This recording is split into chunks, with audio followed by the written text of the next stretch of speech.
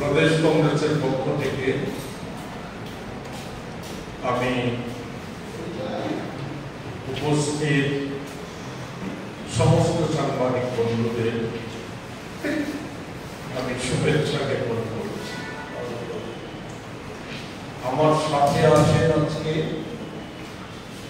আমাদের কংগ্রেসের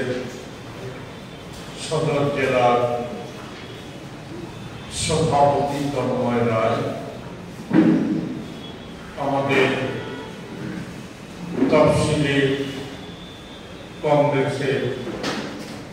রাজ্য চেয়ারম্যান নিরঞ্জন দাস, আমাদের যুব কংগ্রেসের রাজ্য সভাপতি নীলকমল সাহা এবং আমাদের মহিলা কংগ্রেসের অন্যতম নেত্রী সাধারণ সম্পাদিকা শ্রেয়সী লস্কর। আমরা যে বিষয়ে প্রধানত দু তিনটি বিষয় আজকে আপনাদের দৃষ্টি আকর্ষণ করার জন্য এবং আপনাদের মাধ্যমে রাজ্যবাসী এবং রাজ্যের এই ভুয়া কালা বধির যে সরকারটা তাদের নজরে নিয়ে যাওয়ার জন্য বিষয়গুলি উপস্থিত করার জন্য আমরা এখানে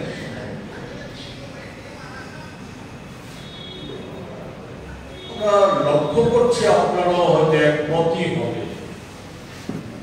যে কি কেন্দ্রে কি রাজ্যে আরএসএস বিজেপি নেতৃত্বাধীন মোদী সরকার বা আমাদের রাজ্যের ত্রিপুর ইঞ্জিনের সরকার যত দিন যাচ্ছে তত বেশি তাদের জনবিরোধী চেহারা আর অন্যদিকে ফ্যাসিস্ট রূপ, এই দুটোই তত বেশি উন্মোচিত হয়ে যাচ্ছে। জনবিরোধী চেহারার সব বিষয় বলতে গেলে তো মহাভারত হয়ে যাবে, এখানে বলা সম্ভব না, আপনারও বিরক্ত হবে। আমি শুধু যে বর্তমান সময়ে এই অল্প কিছু দিনের মধ্যে যে বিদ্যুৎ এবং গ্যাস বলা যায় রাজ্যবাসীর উপর যে মরার উপর খারাপ ঘা বা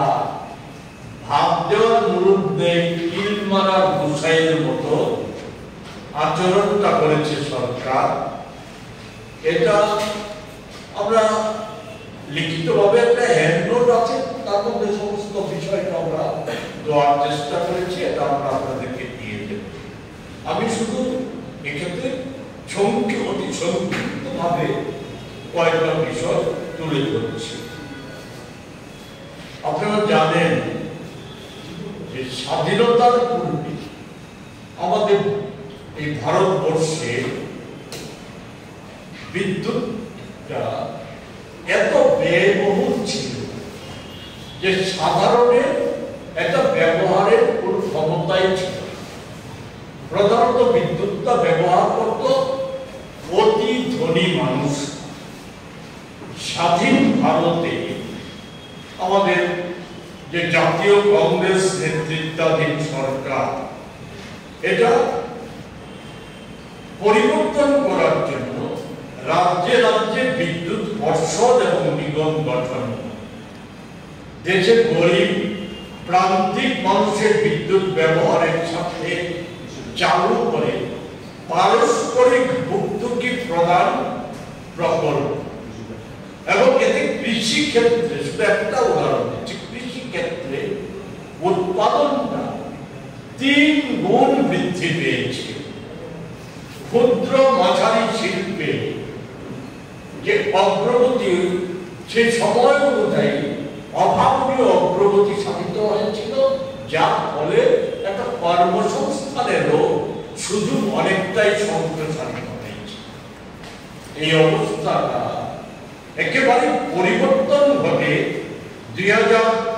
1948 সালের যে বিদ্যুৎ 1948 সালের যে বিদ্যুৎ সরবরাহ আইন তা বাতিল করে বিদ্যুৎ শিল্পকে বেসরকারীকরণের উদ্দেশ্যে যে নতুন আইন প্রণয়ন করা হবে তার মাধ্যমে এটা এই অবস্থা থেকে 2004 এবং 2014 সালে আবার সেটা ফিরিয়ে আনার চেষ্টা করা হয়েছিল পারস্পরিক ভর্তুকি প্রদান নীতি, যাতে সাধারণ মানুষকে অনেকটাই স্বস্তি দিয়েছে। আবার 14 সালের পর এই ক্ষেত্রে যে একেবারে বিদ্যুৎটাকে সম্পূর্ণরূপে বেসরকারি অর্থাৎ কর্পোরেটদের হাতে তুলে দেওয়ার একটা ব্যবস্থা গ্রহণ করার শুরুটা করেছিল, আপনারা হয়তো সকলেই জানেন, ওএনজিসি, এনটিপিসির মতো বিদ্যুৎ উৎপাদনকারী যে সংস্থাগুলি তাদের 50% বেশি শেয়ার তুলে দেওয়া হয়েছিল